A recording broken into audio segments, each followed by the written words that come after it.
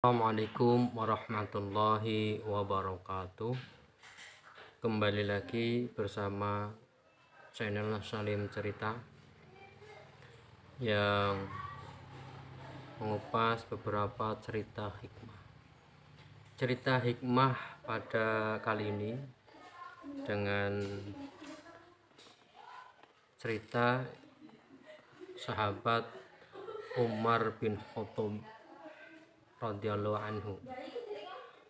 Judulnya Umar dan Orang Tua, dari buku Akidah Akhlak kelas 8 MTS.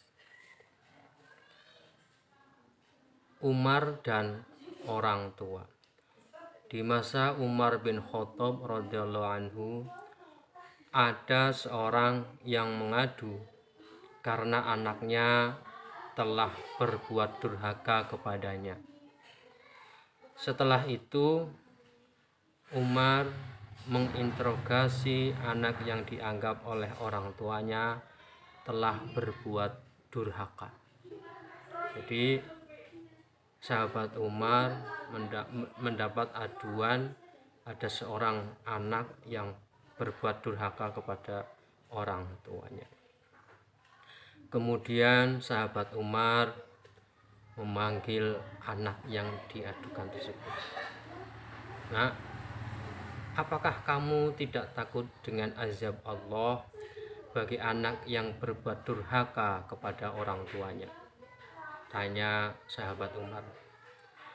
Si anak balik bertanya kepada Umar, "Wahai Amirul Mukminin, bukankah seorang anak memiliki hak yang bisa dituntut kepada orang tuanya?" Oh, ternyata anak ini pintar juga untuk menjawab pertanyaan yang disampaikan oleh sahabat Umar. Kemudian sahabat Umar menjawab, "Benar, terdapat 3 hak anak terhadap orang tuanya." Jadi sahabat Umar itu membenarkan apa yang disampaikan oleh anak yang diadukan oleh orang tuanya. Terdapat 3 hak anak terhadap orang tuanya, yaitu yang pertama, seorang ayah sebaiknya tidak menikahkan dengan wanita rendahan agar anak tidak merasa ternodai olehnya.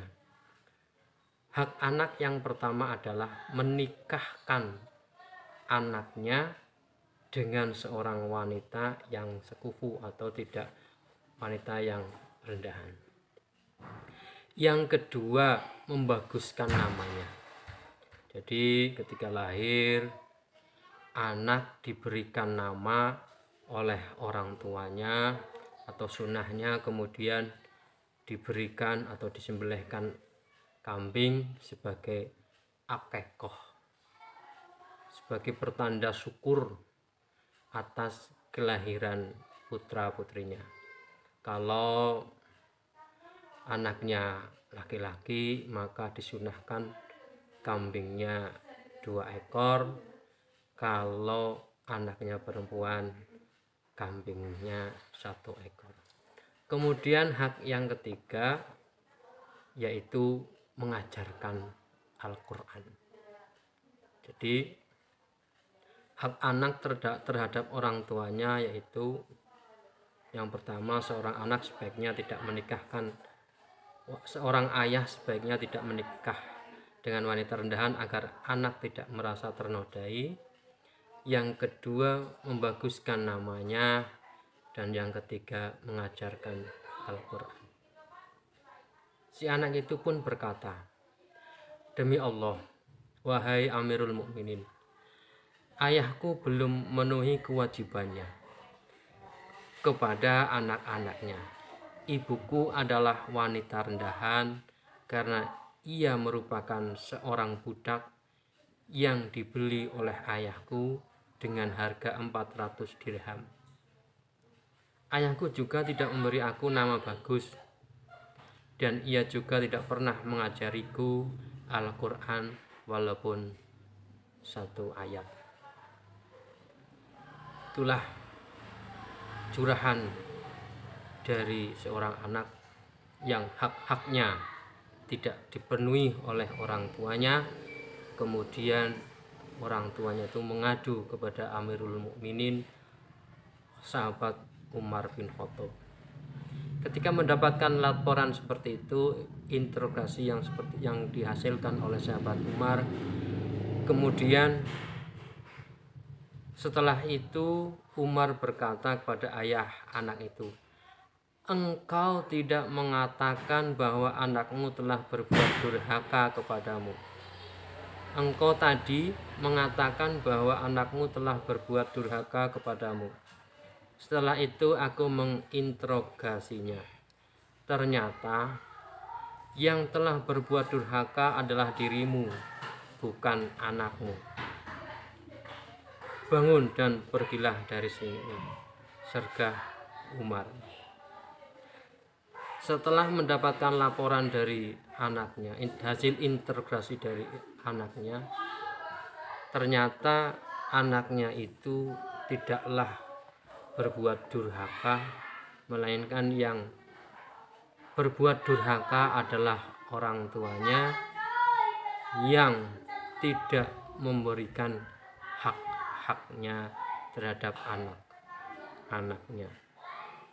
3 hal pokok yang penting yang menjadi hak seorang anak atau anak-anak yang tadi, seperti yang pertama, seorang ayah sebaiknya tidak menikah dengan wanita rendahan agar anaknya tidak merasa ternodai olehnya.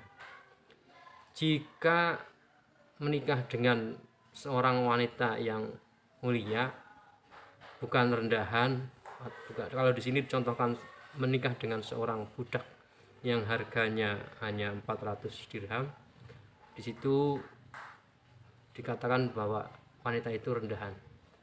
Jika seorang ayah menikah dengan wanita yang mulia, maka anak-anaknya akan mulia, tidak malu di hadapan teman-temannya. Yang kedua, membaguskan namanya.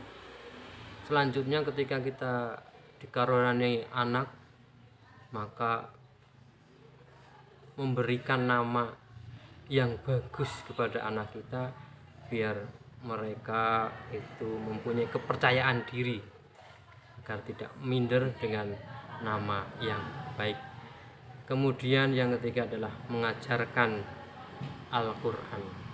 Anak-anak kita sudah seharusnya kita sendiri yang mengajarkan Al-Quran kepada mereka. Namun apabila kita tidak mampu untuk mengajarkan mereka Al-Quran, sudah selayaknya, sewajibnya untuk kita memberikan pendidikan, masukkan ke dalam pendidikan yang di situ terdapat nilai-nilai agama, khususnya mempelajari Al-Quran. Wallahu a'lam bishawab. Ilahi anta maqsudi wa ridhoka matlubi wal afu minkum. Assalamualaikum warahmatullahi wabarakatuh.